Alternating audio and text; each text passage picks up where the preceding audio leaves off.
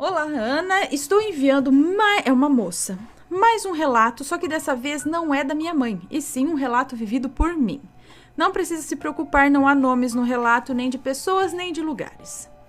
Eu tinha 20 anos, isso no ano de 1988. Era noiva, fazia faculdade e naquele momento estava desempregada. Meu noivo também estava na mesma situação e ele era um ano mais velho do que eu. Meus pais, principalmente a minha mãe, eram muito rigorosos com o que eles consideravam certo. Minha mãe fora jovem na década de 50. Ela, uma migrante nordestina que tinha vindo para o Rio de Janeiro para trabalhar e evoluir, tornando-se uma costureira extremamente conceituada, e meu pai era um profissional exemplar. Sem vícios, meu pai nunca colocou um copo de cerveja na boca nem um cigarro. Eram alegres, mas sempre levando a responsabilidade e os deveres acima de tudo. Então, eles me criaram para estudar, trabalhar e ser independente.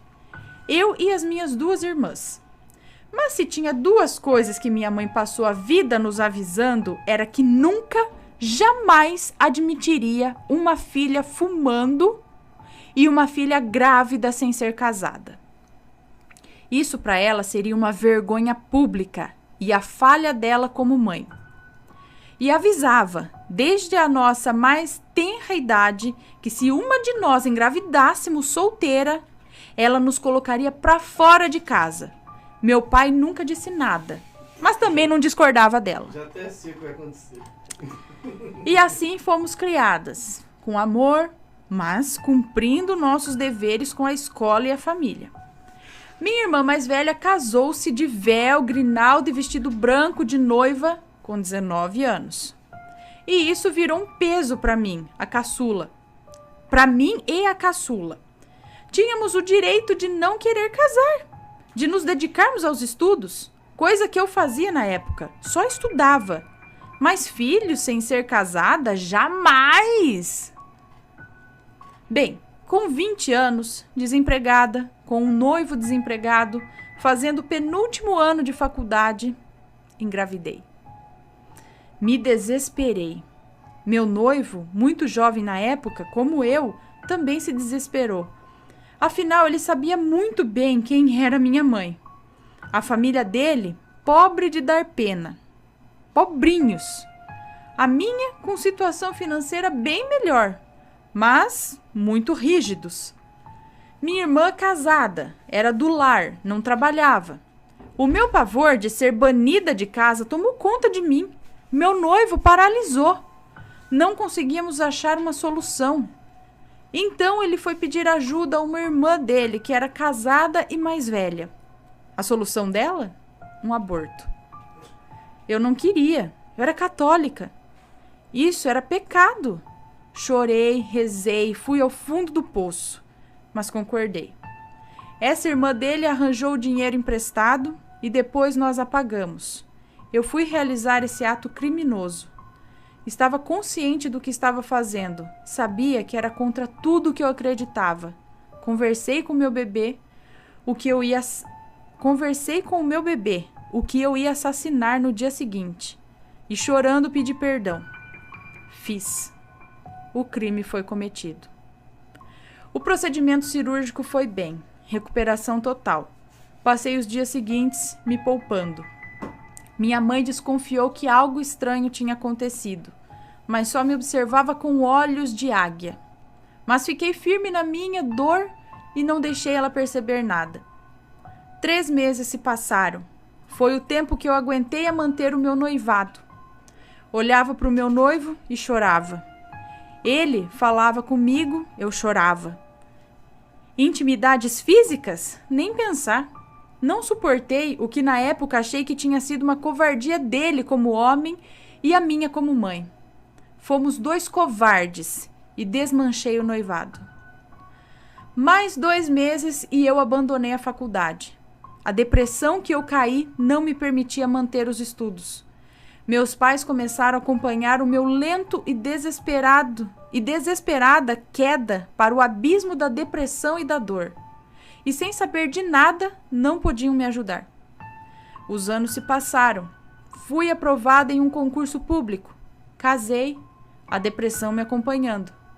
Ia à igreja e sentava no último banco, e lá assistia a missa aos prantos. Terminava, eu ia embora, sem falar com ninguém. Depois de meses assim, o padre mandou que me cercassem e tentassem falar comigo. Eu fugi. Vivia ajoelhada pedindo perdão. Meu marido morreu sem que eu conseguisse engravidar. Tive certeza que era castigo. Fiquei viúva com 25 anos. Meus pais tinham voltado para o Nordeste depois da aposentadoria, levando a minha irmã caçula. Eu fiquei só. No meu trabalho, conheci um rapaz e começamos a namorar. Ele me confessou o seu desejo de ser pai, pois a sua ex-mulher já tinha 2 filhos e tinha as trompas ligadas. Resolvemos tentar. 2 meses depois, eu estava grávida. Fiquei em êxtase. Acreditei que assim toda dor e desespero iria passar. Enfim, eu seria mãe. Quando completei 7 meses de gravidez, meu namorado resolveu voltar para a ex-mulher e me abandonou. Fiquei grávida e sozinha. Não disse uma palavra. Acreditava que merecia pelo crime que eu tinha cometido. Meu filho nasceu. E durante 3 anos vivemos eu e ele. 3 anos depois conheci um outro rapaz e resolvemos nos casar. Logo após o casamento, engravidei de novo.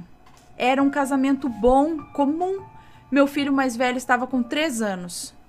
Mas eu sempre carregava essa tristeza dentro do meu coração, a do meu filho que eu tinha assassinado. Sabia naquele momento que eu era mais forte do que esperava, que eu teria aguentado as pontas se a minha mãe tivesse me colocado para fora de casa. Mas era tarde demais. Chorava pelo meu filho que não nasceu. Em 1998, eu estava grávida de 7 meses, quando estourou na mídia a história de uma menina que havia sido estuprada com 11 anos, engravidando, e os seus pais queriam o aborto. O debate incendiou-se em todos os lugares, jornais, TV, os novatos e-mails, argumentos de quem era contra e de quem era a favor. Os prós-vidas começaram a divulgar imagens de crianças sendo abortadas, como era feito.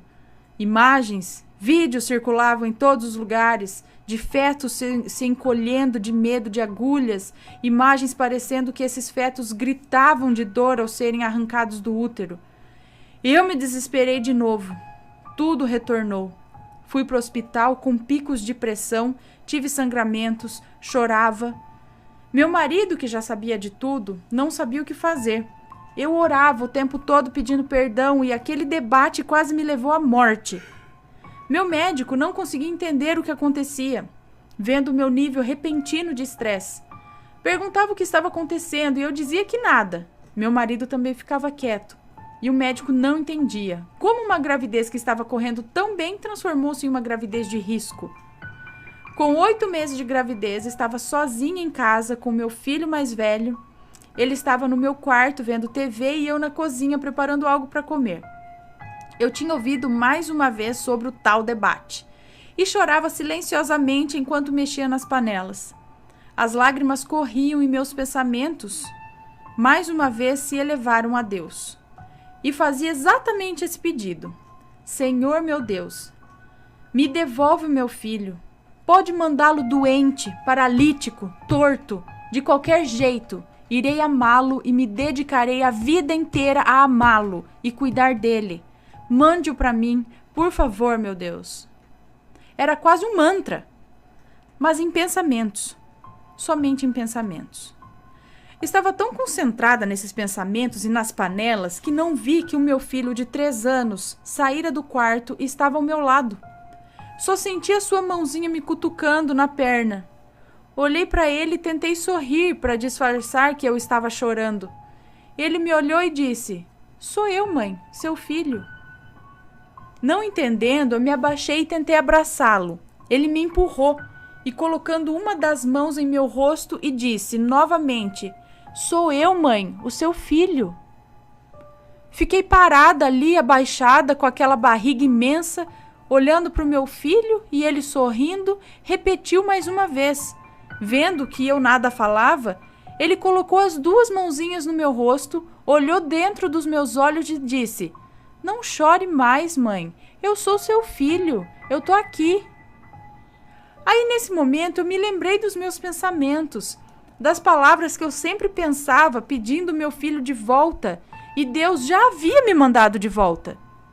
Ele estava comigo há 3 anos, lindo, saudável, amoroso.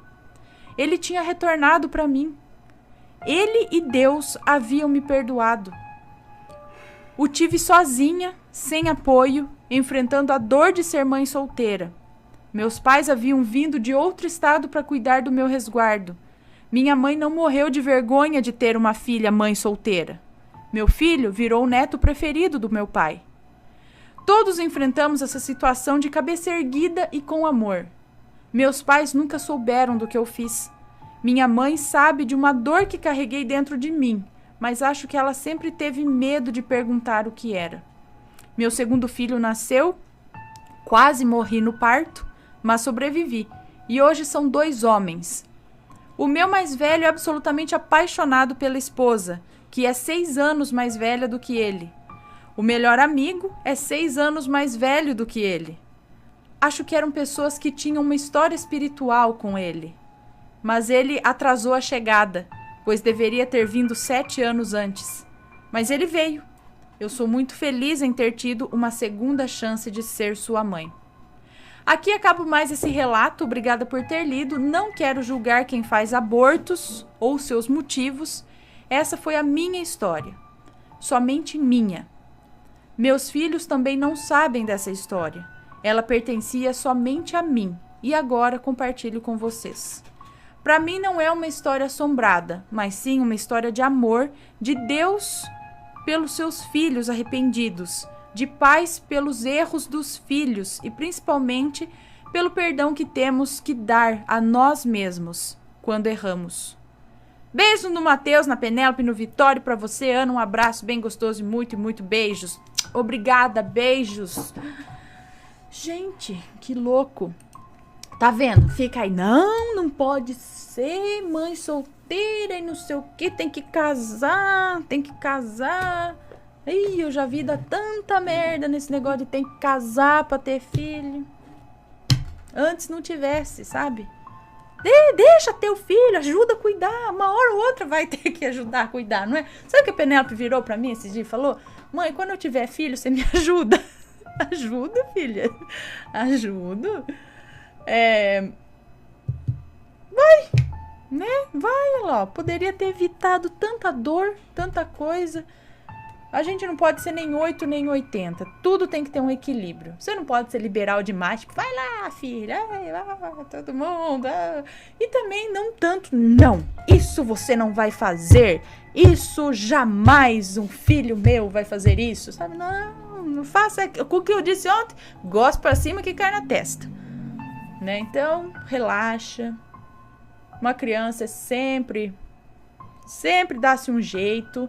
Tá? Também não vai saindo tendo 8 filhos por aí, 7 filhos, que daí já abusar, né, da coitada da criança.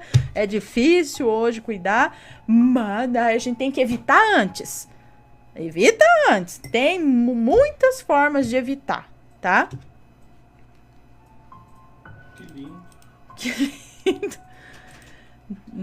Eu falo assim, né, 4, 5, 6, 7. Antigamente é outra coisa. Mas hoje eu acho que já, né, a informação já tá bem.